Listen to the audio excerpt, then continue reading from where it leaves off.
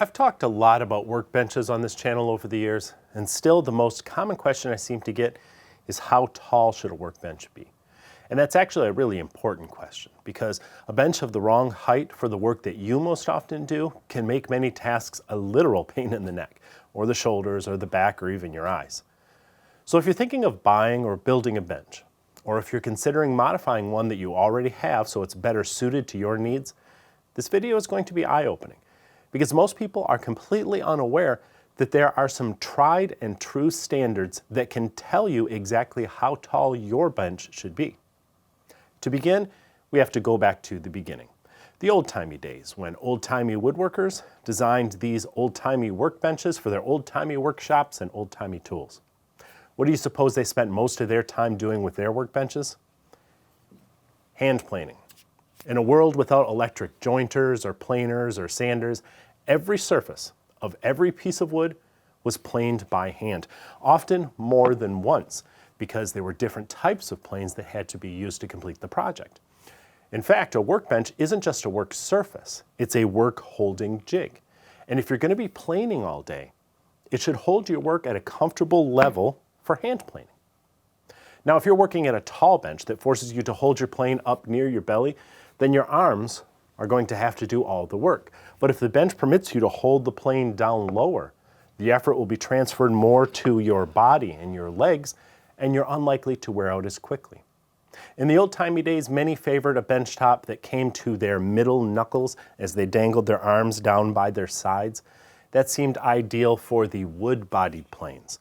But when more modern planes became common, benches became a bit taller to account for their lower profiles. Now, wrist level seems to be about the right height. Of course, you find old benches of all sorts of different heights, not just because woodworkers themselves came in different sizes, but because not everyone wanted to be a knuckle dragger or a wrist bumper. Some preferred a lower or a taller bench because hand planing isn't the only thing done in a workshop, especially in the modern workshop. A lower bench, for example, is more comfortable for project assembly. A good height for an assembly bench is the tips of your fingers as your hand dangles at your side. If you hand saw more frequently, you might be more comfortable at a bench that's just below knee level, or a traditional saw bench. Cutting joinery is perhaps more comfortable at a taller bench, perhaps as high as your elbow, because it brings the work up closer to your eyes and reduces the amount you have to hunch over as you cut. Really, the only way to know what works for you is to experiment. Get yourself a pair of sawhorses and a piece of plywood. That'll make a relatively low work surface, so you're probably going to want to add some blocking to raise it up. Put a board on top, because it's not the bench top that you work on, is it? No, it's the top of a board that's laying on your bench top. Now get out some of the tools that you plan to use the most. Maybe you're a hand tool woodworker and you use a lot of planes, but maybe you don't use planes. Maybe you're a power tool woodworker, so you use a router or a jigsaw a lot. See how comfortable or uncomfortable it will be to use those tools at that particular height. I don't recommend turning the tools on for these tests, especially if that blocking beneath the sawhorses isn't really secure. But move things around and get a feel for them. Add or remove blocking to adjust the bench height as needed. Keep in mind that you can put blocking beneath the workpiece to simulate a higher bench top instead of just beneath the sawhorses. It's unlikely you're going to find one bench height that's perfect for everything. As I said, some tasks are just better on a low bench. Others are better on a high bench. So you may have to make some compromises. For example, if your eyesight isn't what it used to be, you may want a taller bench that brings your work up higher so you're not bending over so much. It's all about experimenting. In a perfect world, we'd have different benches for different tasks. We'd have a knee-high bench for hand sawing, maybe a wrist-high bench for planing, an elbow-high bench for joinery, and a fingertip-high bench for assembly.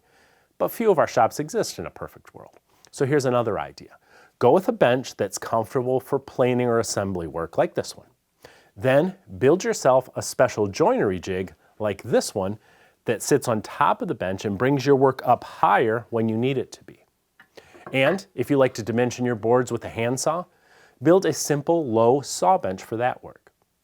Below this video, I'll link to a set of plans to build this joinery jig, which includes clamping features and even tool storage inside. I'll also link to some plans for a wonderful knee-high saw bench that you can build from cheap construction lumber and use for any lower work and really all sorts of other stuff. And I'll link to plans for a wonderful Roubeau-style workbench, which is also made from inexpensive construction lumber and can be modified to whatever your height need is. Finally, for those who just want to buy a good bench and get back to work, here's what I use. This is a Koenigsegg, Sweden's finest sports car. This is a Sjöbergs, Sweden's finest workbench. There are things for people who appreciate quality and high performance, something they can pass down to their grandkids. You can't afford this, but this will cost you less than a good cabinet saw. Check out what Sjöbergs has to offer at the link below this video.